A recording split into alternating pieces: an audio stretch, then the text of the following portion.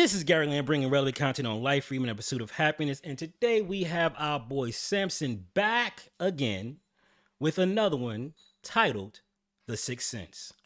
Let's see what he got. Before we continue, please do me a favor, hit that like button, subscribe to the channel if you haven't already, hit the notification bell, and please share this video throughout your social media, wherever you can share it, because we want to get this word out there, because there's a lot of people that need to hear the other side of the equation. They're too busy, or too focused, I should say, listening to one side of the argument. They're not listening to the other side of the argument. And Samson's one of those guys. Well, most of these artists are very, very good at what they do, and they're able to say what they need to say in a way that's catchy and trendy. And yo, you might be able to get to someone ear and say, you know what? I dig what he's saying. Maybe I will look more into this. So please share this video. Go to Samson's video. Go ahead and subscribe to his channel. Without further ado, let's get to the content. Fellow Americans, good morning. Certain dates echo throughout history. The January 6th insurrection. January 6th attack on the United States Capitol. The January 6th Capitol insurrection. January 6th. January 6th. They made a point. Hold on, let's rewind real quick. They made a point to make sure the Trump sign was lit. Watch was January 6th attack. See, they made a point to make sure Trump sign was clearly in the photo. They made a point to do that. This is how they brainwash people, man. This is exactly how they brainwash people. They constantly saying the same stuff over and over and over again in these blue states, and people start to believe it. You keep saying it over and over again, people are going to start to believe it. On the United States Capitol. The January 6th Capitol insurrection. January 6th. January 6th. January the 6th. January 6th. Including dates that Just again, instantly remind all who have lived through them where they were and what they were doing when our democracy came under assault. These clear acts of sedition and violence and terrorism. A violent terrorist attack on the Capitol. You know, she's got a point. She really do got a point, because I'm pretty sure those of you who were locked up in that hotel, because that was the only place you can go potty, because they wasn't allowing you to go to the bathroom in any restaurants. The porta potties was like non-existent, and that was the only place you can go. Yeah, I think you would be a little traumatized for that, because you couldn't go home. You see, you was locked in that hotel room for the rest of the night. Doesn't matter what you was doing. Doesn't matter if you had family members that you needed to go to. Don't matter if your son or your daughter was looking for you. Doesn't matter. You was stuck in that hotel room, and it didn't matter if you had a press pass either. Only certain people was allowed to roam the streets that night. Yeah, that'd be traumatic for me as well. I'd be a little pissed to look out those windows, those glass doors, and see a whole lot of people in these yellow jackets telling me that I can't leave until tomorrow because of the curfew. Yeah, that's pretty dramatic. Yeah, she's right. Let's continue. An attack on our democracy. Violent attack to overthrow an election. The worst attack in American history. If I can't have it my way, I'll burn the whole country down. Dates that occupy not only a place on our calendars, but a place in our collective memory. December 7th, 1941. What? September 11th, 2001. And January 6th. No, this didn't.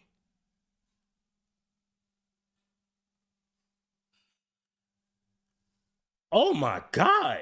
Did she just equate Jan 6 with Pearl Harbor and 9/11? Hold up. Let me make sure that's the date. December 10th. Yep, that was Pearl Harbor. That is such an insult. No, you know what? Listen, hold on. Before I can even continue, that was an insult. That was a damn insult. To do, like, if I were I don't even know what to say about that, because I remember, I'll put myself on the big screen. Hold on. I remember that day. I remember 9/11. I was driving down, I was in Montclair. I was on my way to pick up my wife. Well, she was my girlfriend at the time. And I remember when I got the call that the Twin Towers was under attack. And I just saw the commotion, the panic. You see people just stopping in the middle of the street, just staring at their phone because they couldn't believe what was happening. I called my mom, I called my sisters, I called everybody that I knew. I called my aunt because I know she's a police officer. I called everybody. I was scared out of my mind. I didn't know what to do. I was panicking. I said, listen, everybody, I don't care. Let's go home. Let's get into a centralized area. Let's get home. I grabbed my wife, again, my girlfriend at the time, and we rushed home. And we sat there in awe watching this thing. And you're going to tell me that was equivalent to... I shouldn't be surprised, but I am. I shouldn't be surprised, but I am. Wow. I'm surprised. I would never think she'd be that stupid to say something like that. But then again, it's Kamala. Let's continue. January 6th is the equivalent to September 11th. Bruh.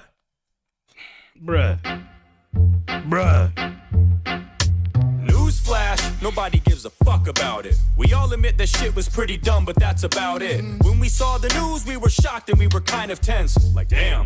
Then we forgot about it by the 10th. Nobody's walking around stressing over Jan 6. It happened and that was it. We haven't gave a damn since. It's all good when riots are kept in the hood, but now you're freaking out because this was in the neck of your woods. Now it's a big deal. Now it gets real. Now it's important to us. Not back then in 2020 when stores were boarded up. Not back then when goods were looted and folks were brutalized. Not then, but right now, because it happened to the suit and ties.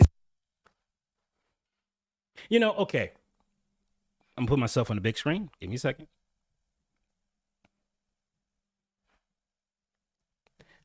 Let me say this, okay? You guys, you know that I like to call it down the middle. That's a human trait. We all do that. Okay, when a tsunami happens or something happens to somebody that you don't know, you want to care, but you really don't care because it's not affecting you, because it's not one of your loved ones. You can empathize and sympathize because you can see how it would feel if it was someone you cared about or someone you loved. But at the end of the day, you forget about it in 10 seconds and you go on with your life. That's exactly how we do. Everyone do that. So I can understand that is a human trait. With that said, it's not like there's not an outcry of what's going on, all right? Because our neck of the woods is not that far from your neck of the woods, as you can see, because the crime is now filtering into your neck of the woods. As long as it's contained in a certain area, it's fine. But since you don't have the police to defund the police, right? That's what you want to do, right? That's a smart idea, right? Let's continue. That shit's way above my head. We were fucking shit up all year with demonstrations that left dozens dead. But people like Nancy didn't flinch. In fact, they loved it then. People will do what they do. Bitch, ain't that what you said? Yes. Because it was fitting what they needed. All right. It was working for what they needed at the time. It was causing havoc in the streets, and everybody was painting Trump as the reason why it was happening. Not realizing that every time he tried to go in on a federal level, he can't go in those states without their permission. He was ready to go. He wanted to do it. He had the arsenal to stop this in 3 minutes, but those states, those blue states, would not allow him. So here you go. They're pushing their propaganda machine, and they're running around saying whatever they were saying about Trump in those states, in those areas. Because we all don't get the same news. New York don't get the same news as New Jersey. New Jersey don't get the same news as California. We don't. So we don't know what was being said on their television, their local televisions. We don't. But we do know they blame Trump for everything. And every time Trump tried to say, hey, I'm willing to go in, but your governor, they won't let me in. They said they got it, so it's nothing I can do. Continue. Literally compilation videos of you and all your colleagues inciting this kind of. Literally compilation videos of you and all your colleagues inciting this kind of. Ain't that what you said? Yep. There's literally compilation videos of you and all your colleagues inciting this kind of crap. So it's very fascinating to watch you swallow your words. You put your own foot in your mouth and now you're forced to dial it back. It's fine when you encourage it in my town, in his town, in her town, when the whole fucking city's being burnt down. You smile as you give the green light for mobs to rob shit, but as soon as it comes close to you, then it's a problem. Yes, now it's a problem. Always. It's always like that. Oh, ho, ho, we got to stop it now. You getting too close. All of a sudden, you guys got freaking fences, freaking yay high. You got guards, hired guns. You guys got so many hired guns to protect you in an area that you don't need protection. Got it. I don't condone what happened on that day, especially the officers that were assaulted. I would never dare. Right. But as for all the politicians that were there, you fuck us over all the time, so don't expect us to care. I care more about the store owner that's getting beat down in front of his shop just for trying to protect his place of business. He would probably help me if he saw me on the ground dying. Y'all wouldn't do a damn thing. Shit, you'd probably say good riddance. You'd walk right over me like I was a crack, and you were trying to save your mother's back like a 5-year-old kid. If you did acknowledge me, you'd probably nudge my body and go, aw, little fucker must have died of COVID. You know, they really do think lower of us. You know that, right? They really think low of us. They really think we are their servants. They do. They do. They think that we are their servants. They think they're above us. They think that they're better than us. They think we're just peasants. That's how they think. Can't blame them. That's how they're bred.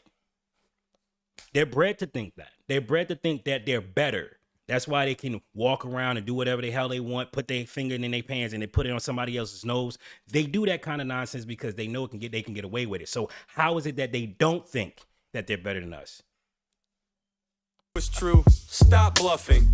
They do absolutely nothing that is trusting. Kamala, for you to compare this to Pearl Harbor and 9/11 is disrespectful and fucking disgusting. Yes. That's the most Yes, thank you. I'm so glad he said that. I'm so glad he said that.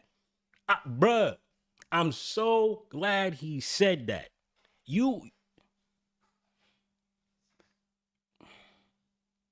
That was so disrespectful. That was disrespectful as hell. The lives that were lost on those dates. And you're talking about that's the same as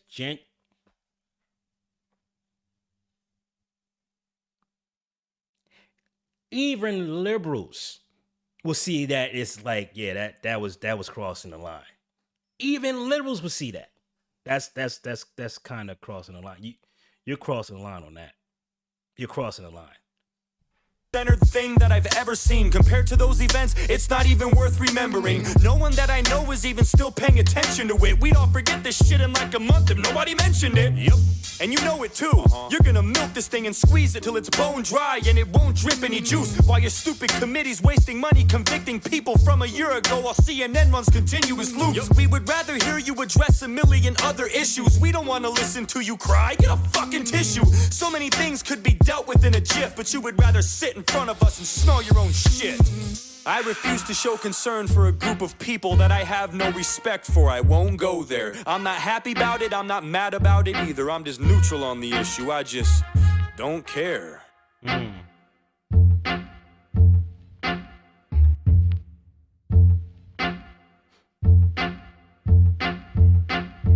Yeah, I'm back.